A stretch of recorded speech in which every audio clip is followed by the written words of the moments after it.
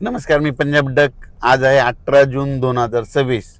तर शेतकऱ्याला सांगू इच्छितो की 21 जून पासून ते 30 जून त्या दरम्यान राज्यामध्ये पावसाचं वातावरण तयार होणार आहे. बऱ्याच ठिकाणी 21 तारखेला पाऊस सुरू होणार आहे, काही ठिकाणी 22ला होईल. असं करत करत 30 तारखेपर्यंत राज्यात वेगवेगळ्या भागात पाऊस पडणार आहे. शेतकऱ्यासाठी हा दिलासादायक पाऊस ठरणार आहे, म्हणून हा अंदाज लक्षात यायचा.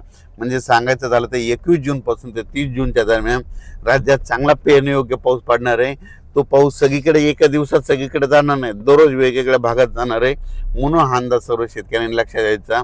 आणि शेतकऱ्याला एक विनंती की जमिनीमध्ये पेरणी करत असताना जमिनीमध्ये ओल तपासून पेरणी करावी. कारण की 4 बोट 6 बोटवर जर तुम्ही पेरणी केली तर ती तुमची पेरणी खराब होऊ शकते. म्हणून पेरणी करत असताना जमिनीतील सगळ्यात महत्त्वाचा ओल तपासणं.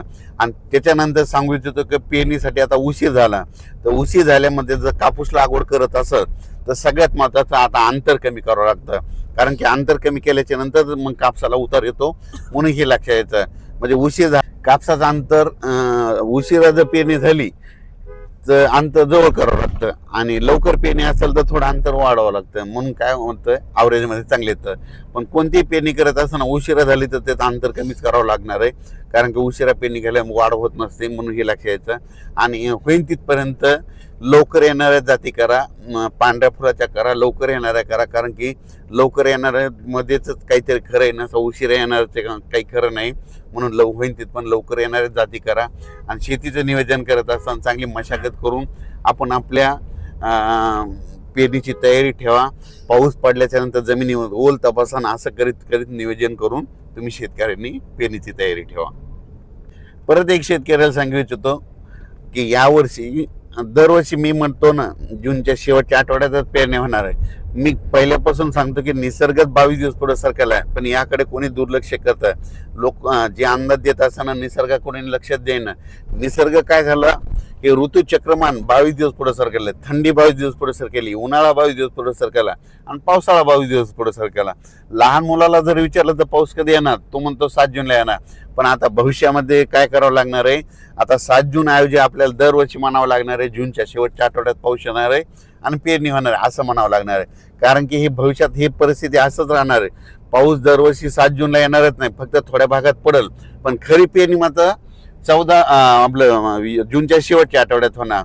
म्हणून म्हणतो आता 2027 बी धरा, 2028 आणि 2029ला तरी तुम्ही काय करा, वाटल्यास आतापासूनच लक्षात ठेवा पेरणी कधी होणार, तर शेवटच्या आठवड्यातच होणार. आणि यावर्षी तशीच परिस्थिती. मी खूप दिवसापासून सांगत होतो निसर्ग पुढं सरकायला, पण याकडे कोणी दुर्लक्ष करत, सगळेजण दुर्लक्ष करत होते. पण आता खरी वेळ आली. आता बघा तुम्ही, दरवर्षी जूनच्या शेवटच्या आठवड्यात पेरणी होणार आहे, म्हणून हा अंदाज लक्ष.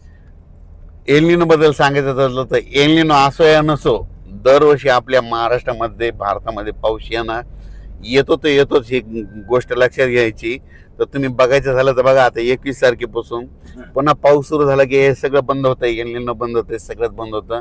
म्हणून शेतकऱ्याला सांगू इच्छितो, आपल्या भारताला 2 समुद्र आहेत, एक अरबी समुद्र, बंगालच्या कडीचा समुद्र. अरबी समुद्रामधून जरी पाऊस नाही आला तर शेतकऱ्यांनी एक तारीख लक्षात घ्या, 20 सप्टेंबर एक कॅलेंडरमध्ये लिहून ठेवा. 20 सप्टेंबरला एक पाऊस येणार आणि शिवाय शेतकऱ्याची ज्वारीची पेरणी करून देणार. म्हणून हे गणित लक्षात घ्यायचं. म्हणून म्हणतो एल निनो असं नसो, दरवर्षी आपल्या महाराष्ट्रात पाऊस येणार हे निश्चित. एल निनो तुम्हाला सांगू इच्छितो 15-20 वर्षामध्ये कधीतरी एकदा उद्भवतो असतो. दरवर्षी समुद्राचं तापमान सारखं नसतं. तर तुम्हाला सांगतो, हे जे एवढा 5-7 हजार किलोमीटर इतक्या दूरचा समुद्र आहे, ह्या समुद्रामध्ये तापमानामध्ये खूप तफावत असते. 1-1, 2-2 किलोमीटर, 10-10, 20-20 किलोमीटर तापमानामध्ये गरम गार पाणी होत असतं. म्हणून म्हणतो एल निनो असं येणं, दरवर्षी आपल्या महाराष्ट्रात पाऊस येणार हे निश्चित धरायचं. यावर्षी देखील येणार आहे, फक्त जेमतेम पडणार आहे, सरासरी इतका पडणार आहे, पण परत तिथं पाऊस जास्त पडणार आहे, म्हणून हा अंदाज लक्षात घ्यायचा.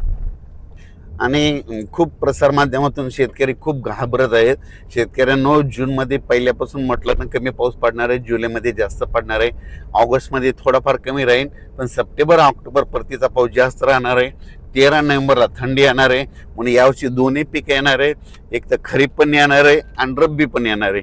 खरीप कशामुळे चांगलं येणार आहे, खरीपमध्ये जेमतेम पाऊस असला, थोडा कमी असला की ट्रेस भेटल्याच्या नंतर पिकाला फुलं लागतात, फुलं लागल्याच्या नंतर शेंगात रूपांतर होतं. त्याच्यामुळे खरीपाचं पीक चांगलं येणार आहे. आणि त्याच्यानंतर रब्बी पीक कशामुळे येणार आहे, कारण की खरीप आणि रब्बीचा निवाडा करणारा जो पाऊस आहे ते एक पाऊस काय होतं ऑक्टोबर म्हणजे परतीचा पाऊस पडणार आहे, त्याच्यामुळे ते निवाडा करणारा ते परतीचा पाऊस जास्त पडणार आहे. त्याच्यामुळे रब्बीचं पीक चांगलं येणार आहे. म्हणून शेतकरी हिताचं यावर्षी साल आहे, म्हणून हे लक्षात यायचं. अफवेला बळी पडू नका आणि यावर्षी पाऊस पडणार आहे.